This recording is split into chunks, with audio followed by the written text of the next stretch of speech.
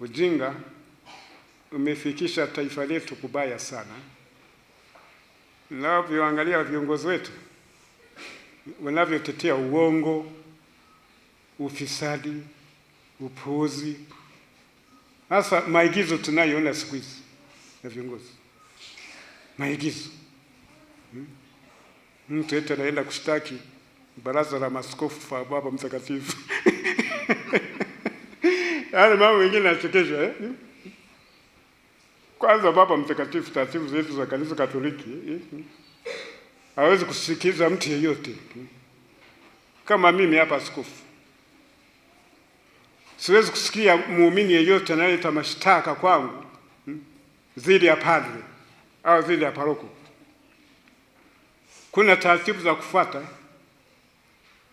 Kuna jumuiya ndogo ndogo. Kama padre amekuudhi, kuna jumuiya ndogo ndogo.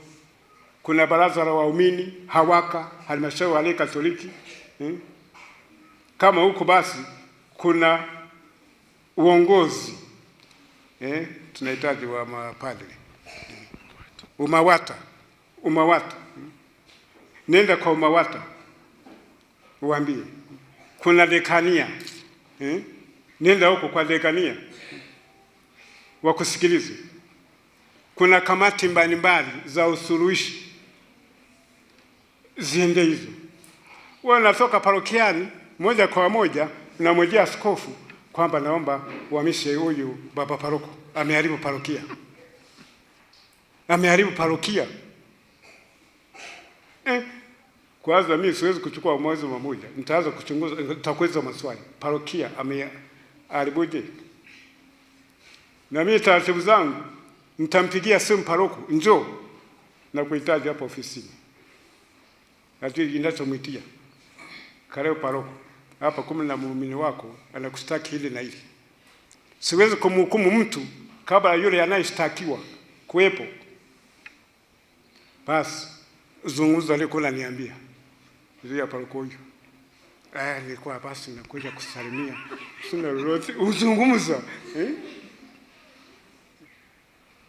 Kumbe mwingine ukija kuchunguza zaidi, kwa nini naomba uhamisho wa paroko huyu, na pengine anaanza kumpa tuhuma za uongo kwamba naingia familia yake kuivunja, kusudi ushtuke kwamba huyo usipomhamisha na pengine anaendelea akiendelea kubaki parokiani hapa watamkata mapanga, kusudi ushtuke. Sisi hatuamui hivyo hivyo. Hata kama unamkata mapanga, sisi hivi haviogopi hivi. Wala atakuwa amefia ukweli. Lakini naanza kuchunguza. Kwa nini? Ukija kugundua, ukaanza kuuliza kwamba huyu anaomba paroko ahamishwe kusudi asiendelee kumdai. Ana madeni mengi. Paroko anapomshinikiza, na anapoacha kusali huyo muumini, sasa nataka askofu amhamishe, ampeleke mbali kusudi abaki na amani. Kwa hiyo sisi hatuongozi kanisa kisiasa. Kuna ngazi, taratibu zinazofuatwa na vikao vinavyofuatwa. Hatupapuki maamuzi. Na taasisi yetu ya Kanisa Katoliki ni ya miaka mingi. Taasisi Katoliki ndio mama wa taasisi zote, ndio mama wa serikali zote.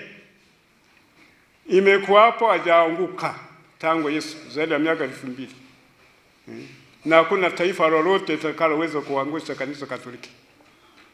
Warusi wajitahidi kuangamiza Kanisa Katoliki, kuanzia kufundisha watu kwamba Mungu amekufa.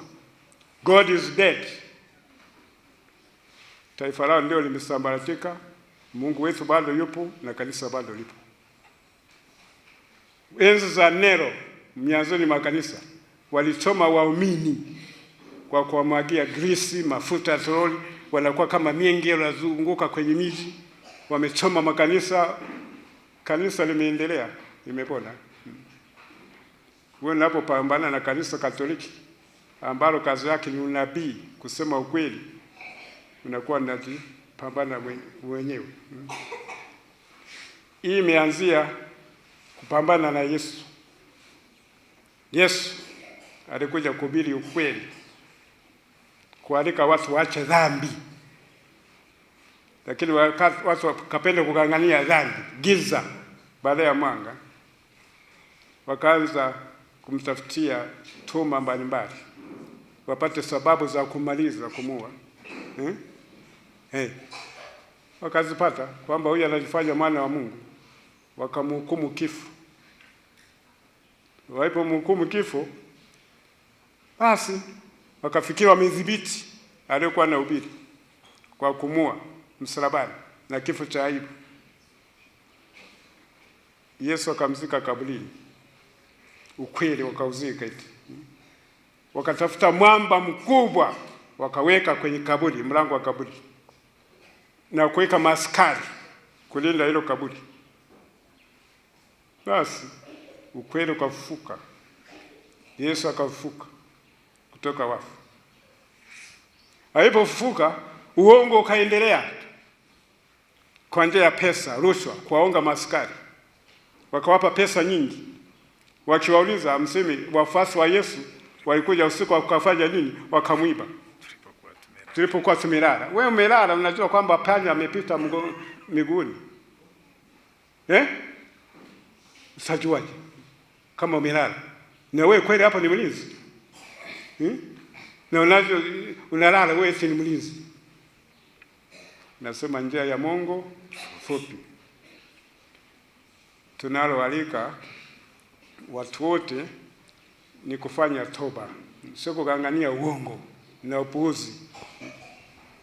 Tunawaalika mfanye toba, ukweli uzingatiwe, uzalendo uzingatiwe, upendo uzingatiwe, uaminifu uzingatiwe. Hapo ndio tutaweza kuwa na amani. Haki izingatiwe. Kwa hiyo tuzidi kumwomba Mungu atusaidie ili tuondokane na ujinga unaoendelea kuangamiza taifa letu na mataifa mengine. Elimu tunayopata itusaidie kumdhibiti huyo adui ujinga, na tukisha mdhibiti adui ujinga, haki na amani vitaweza kutawala.